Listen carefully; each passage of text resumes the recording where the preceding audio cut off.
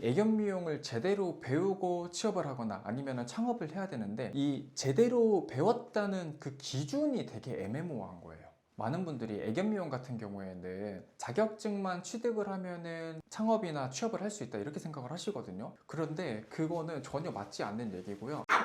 오늘 제가 좀 들려드릴 이야기는 6년 동안 학원을 운영을 하면서 제가 느꼈던 점들을 좀 들려드릴까 하는데요.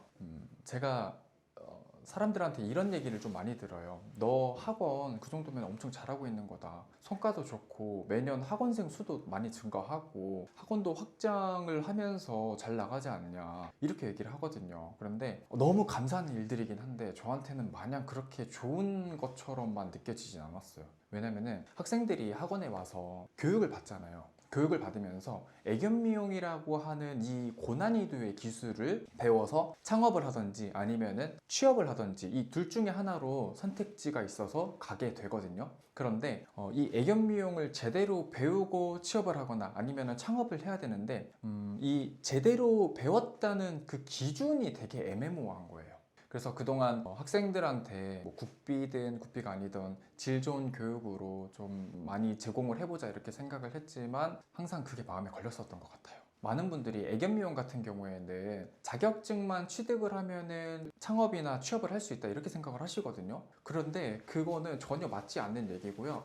애견 미용에서 중요한 거는 안전하게 미용하는 거, 그리고 고객들한테 만족하는 서비스를 제공하는 거, 이 두 가지라고 생각을 해요. 안전하게 미용을 한다는 거는 이거는 윤리적으로도 좀 연결이 되어 있다고 생각을 하는데, 애견 미용사 3급 과정 같은 경우에는 가위 숙련도라든지 강아지를 위생미용과 목욕 드라이를 반복 실습함으로써 강아지를 컨트롤할 수 있는 능력을 향상시켜야 돼요. 그리고 위글을 통해 가위 숙련도도 높이고요. 이런 게 종합적으로 돼야지 2급 펫미용부터 얼굴 디자인 컷을 조금 더 안전하게 미용을 할 수가 있어요. 그리고 두 번째로 고객들한테 서비스를 제공을 한다. 이 부분 같은 경우에는 우리가 취창업을 하면은 서비스를 제공해야 되는 대상 자체는 고객들이거든요. 스타일링을 고객들이 좋아하는 걸로 제공을 해준다든지 실무에 맞게 그렇게 적용이 돼야 된다는 거예요. 하지만 실제로 현장에서 이루어지는 견종별 스타일링, 그리고 고객들한테 서비스를 만족하는 것, 이런 것들을 자격증 과정에서는 다 모든 걸 배우기가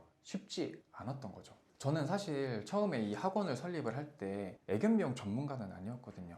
원래는 컨설팅을 했었어요. 어떤 컨설팅을 했었냐면은 교육기관들을 대상으로 뭐 인증이라든지 교육 과정 개발, 커리큘럼 짜는 거, 교육생들 성취도 향상 관련해서 분석하고 적용하는 그런 컨설팅을 제공을 했었거든요. 그래서 당연히 제가 이 직종으로 들어왔을 때 성과는 되게 좋았어요. 왜냐면 제가 하던 일이었으니까. 그래서 뭐 각종 고용노동부 관련해서 우수연기관 타이틀이라든지 평가도구, 사례, 각종 평가에서 A등급 등등, 그리고 학원생들도 많이 늘어나고, 이런 과정들에서는 성과는 좋았지만 결국 근본적으로 이 자격증 과정에서 학생들을 취창업 시킬 수 있는 교육의 퀄리티 자체가 디테일한가, 이런 의구심이 생겼었습니다.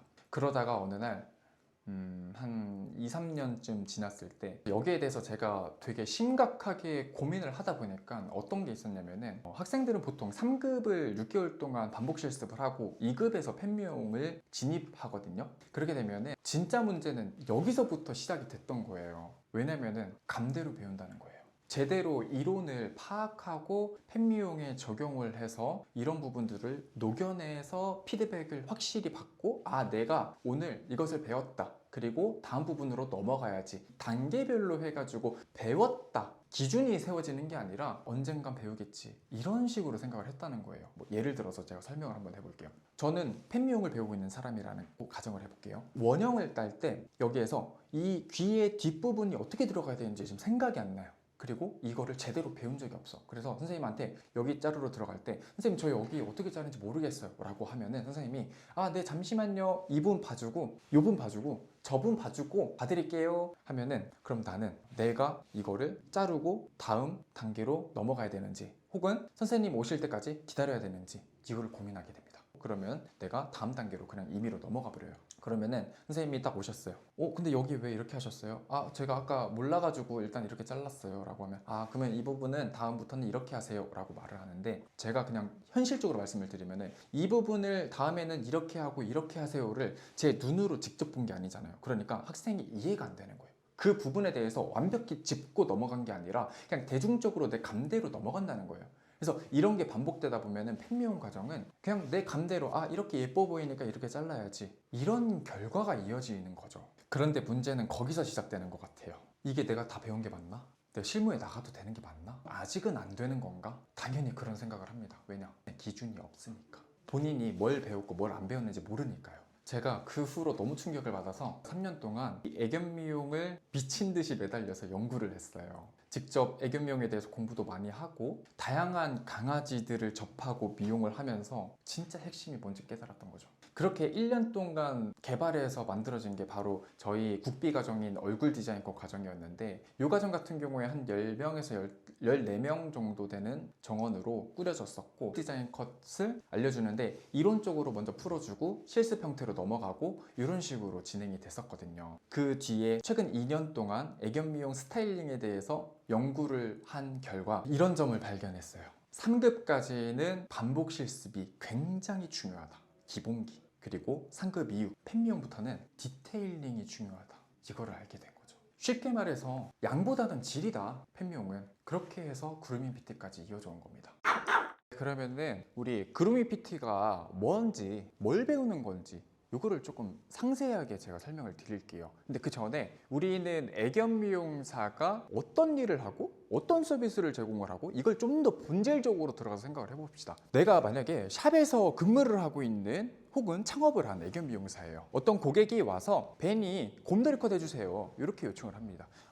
보통 포메라니안의 견주들의 80% 이상은 곰돌이 컷을 요구를 해요. 우리 고객은 애견 미용샵에 포메라니안 베니를 맡기러 갈 때 어떤 느낌일까요? 우리 아이 안전하게 예쁘게 미용한 결과를 상상을 하면서 미용을 맡기겠죠. 그리고 나서 미용이 다 된 후에는 데리러 갈 때 얼마나 귀여워졌을까 이런 것들을 상상을 하면서 간단 말이에요. 그런데 미용사 입장에서는 우리 포메라니안 아이가 곰돌이 컷이 잘 안 어울리는 아이예요. 어질도 길고 귀도 크고 그리고 모량도 적어요. 이런 경우에는 미용사 입장에서는 내가 배웠던 곰돌이 컷 기법을 사용해 가지고 그냥 일반적인 곰돌이 컷 원형으로 해서 미용을 했어요. 그런데 우리 고객은 미용하기 전보다 미용한 후가 더 마음에 안 들 수가 있어요. 왜냐면 미용하기 전에 너무 예뻤는데 갑자기 싹둑 잘라놓은 그런 좀 안 어울리는 아이가 되어 있는 거죠. 애견 미용 같은 경우에는 제일 중요한 게 재방문율을 높이는 거예요. 단골 고객을 만드는 거. 그래서 이런 고객들한테 만족감을 줘야 되는데 고객들한테 실망감을 안겨준다면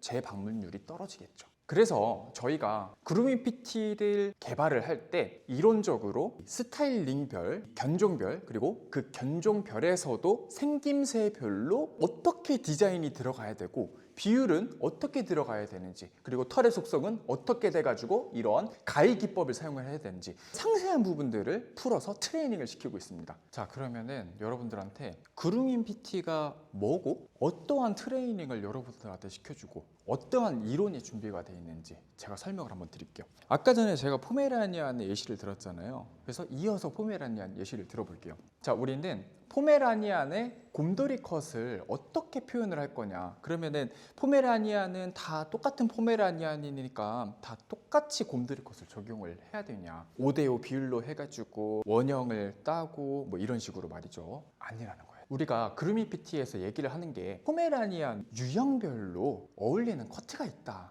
곰돌이 컷이 이렇게 적용을 하는 거거든요. 그래서 우리는 이것을 메인 키워드라고 불러요.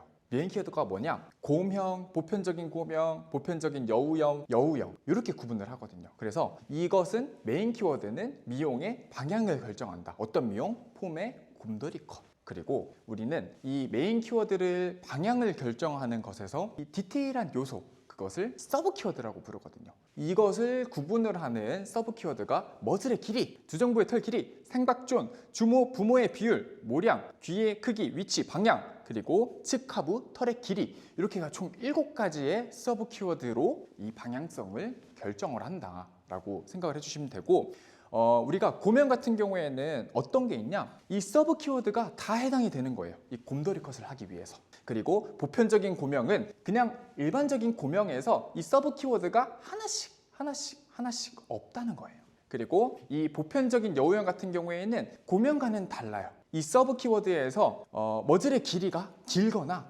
아니면 주중부의 털이 좀 짧거나 뭐 삼각존이 안 나오거나 주모 비율이 좀 언밸런스하게 돼 있거나 해가지고 이 보편적인 고명과는 조금 더 곰돌이 컷이 안 어울리는 유형으로 아래로 내려갈수록, 그리고 서브 키워드가 많이 해당이 되지 않을수록 곰돌이 컷이 잘 어울리지 않는다. 그러면 우리는 애견 미용사인데 안 어울린다고 포기를 해야 되냐? 이게 아니라는 거예요. 제가 2년 동안 죽어라 연구한 게 요거 보완하는 미용, 보편적인 고명, 그리고 보편적인 여우형, 이 서브 키워드가 해당이 되지 않는 거 어떻게 보완할 거냐, 이거를 이 미적 디자인의 요소 그리고 사람의 눈의 착시 효과로 해가지고 디자인을 만들었어요, 저희가. 자, 그러면 우리 그루밍 PT에서 어떠한 트레이닝을 시켜줘서 성과를 내줄 거냐, 그 설명을 드릴게요. 먼저 우리 트레이닝은 퍼스널 트레이닝 그리고 이론 교육 영상을 제공을 해서 주차별로 영상들이 나갑니다. 과제가 있어요. 우리는 매일 트레이너가 과제를 줘요. 그게 어떤 과제냐? 이 애견 미용 같은 경우에는 이미지가 굉장히 중요하거든요. 그래서 그 이미지 트레이닝이 있고요.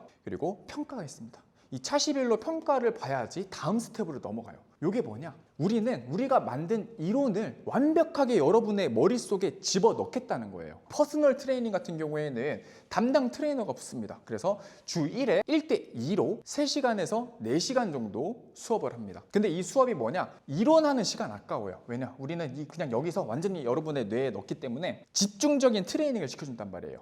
가위를 파지하는 것부터 해가지고 뭐 디자인 요소들, 그리고 우리 강아지 보정하는 거 등등 해가지고 이걸 집중적으로 트레이닝을 시켜주고, 2대1로 하는 이 장점, 왜 1대1이 아니에요? 2대1이 1대1보다 안 좋은 거 아니에요? 아니요, 전혀 아니었습니다. 저희가 테스트생들 그리고 여러 학생들로 테스트를 해본 결과 2대1이 결론적으로는 경험치의 데이터가 많이 쌓이기 때문에 가장 좋은 성과가 드러났어요. 2대1로 하게 되면은 2개의 견종을 한 번에 퍼스널 트레이닝에서 경험을 할 수가 있습니다. 그리고 우리 이론 영상 같은 경우에는 제가 아까 전에 여기에서 설명드렸던 거 견종별로 다 디테일하게 들어가 있어요. 우리는 이거를 영상을 한번 봤다라고 하면은 저는 절대 이해가 됐다고 판단하지 않습니다. 이 이론을 보고 내가 이 문제를 풀고 확실히 내 것으로 만들어야지 나는 이해를 했다, 이렇게 생각을 합니다, 저는. 그래서 평가는 그렇게 들어가고, 과제 같은 경우에는 이미지 트레인이라고 제가 말씀드렸는데 포메라니안의 생김새별로 해가지고 사진이 있어요. 그것을 보고 내가 메인 키워드를 설정을 하고 서브 키워드를 설정한다. 자, 메인 키워드는 방향성을 결정을 하고 서브 키워드는 디테일한 보완 요소를 결정을 한다 그랬죠. 그래서 내가 이 강아지를 어떻게 미용을 할 건지, 그 메인 키워드를 통해서 보편적인 고명인가 보편적인 여우형인가 어떻게 미용을 비율을 적용을 할 건지, 그리고 디테일한 요소들을 어떻게 넣을 건지를 이미지로서 트레이닝을 시키는 거예요. 그래서 이것들을 우리 담당 트레이너가 점검을 합니다. 점검을 해서 채찍질을 할 거고 일주일에 한 번씩 와서 디테일한 요소들의 미용을 배울 겁니다. 그리고 우리는 이런 미용적인 트레이닝 뿐만 아니라 취업을 하기 위해서 필요한 고객 응대부터 해서 실무에서 이루어지는 실무 교육, 그리고 창업을 하기 위해서 입지 선정, 상권 분석, 유동인구 통계, 인테리어, 마케팅, 우리 트레이너와 영상을 포함해서 집중적으로 트레이닝을 시킵니다. 이 과정이 그냥 저희만 단순하게 개발한 과정이 아니라 자문위원님들, 대학교 교수님들, 그리고 전문가들과 체크하면서 개발을 했습니다. 정말 진심으로 여러분들이 실무에 나가서 고객들한테 만족감을 주는 미용사가 되었으면 좋겠습니다. 자, 우리 그루밍 PT는 2월 정식 론칭 예정이에요. 그래서 대기자를 먼저 받긴 할 건데 지금은 테스트생들로 해가지고 테스트를 하고 있는 기간입니다. 그 전에 제가 여러분들을 만날 수 있는 시간을 가질 건데요. 원데이 클래스를 진행을 할까 합니다. 그래서 참여를 원하시는 분들은 고정 댓글을 확인을 해주세요. 앞으로도 많은 애견 미용 영상과 함께 여러분을 찾아뵙겠습니다. 시청해주셔서 감사합니다.